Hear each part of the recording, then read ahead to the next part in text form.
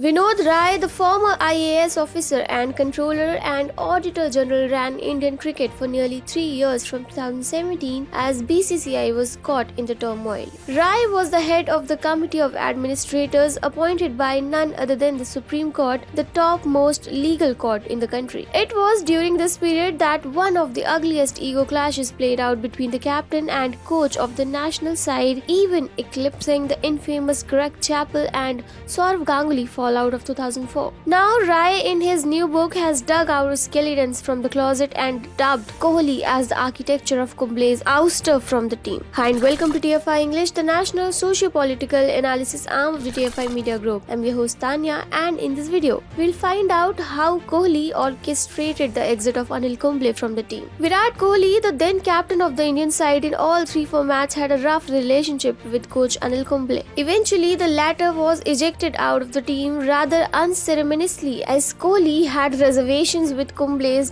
disciplinarian way of handling things. Rai, in his new book titled Not Just a Night Watchman, My Innings in the BCCI, has laid bare what exactly transpired during the entire conundrum between the duo. Rai wrote in his book, "In my conversations with the captain and team management, it was conveyed that Kumble was too much of a disciplinarian, hence the team members were not happy with him. I had spoken to Virat Kohli on the issue, and he did mention that the younger members of the team felt intimidated by the way he worked with them."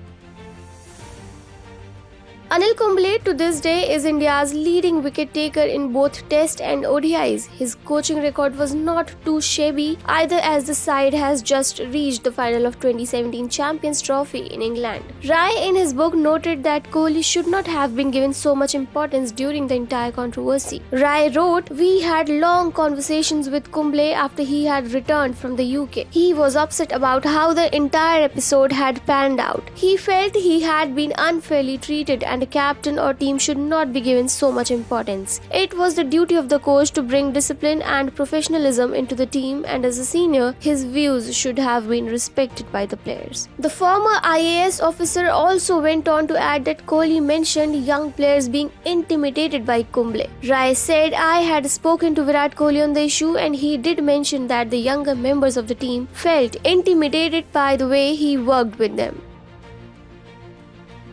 After the controversy was dialed up to maximum and news of rifts started doing the rounds of media, BCCI's Cricket Advisory Committee, comprising Sourav Ganguly, Sachin Tendulkar and VVS Lakshman, tried to intervene. The then CEO Rahul Johri and acting secretary Amitabh Chaudhary too had a chat with the coach and the captain. However, Captain Kohli, too narrow-minded in his approach, batted for the appointment of a new coach, but the CAC put its foot down and recommended a term extension for Kumble as the head coach. Just when it looked like the controversy will be put to bed, Kumble announced his resignation, which came as a surprise to the entire board. In his resignation letter, Kumble wrote, "I was informed by the BCCI that the captain has reservations with my style and about my continuing as head coach. I was surprised since I had always respected the role boundaries between captain and coach."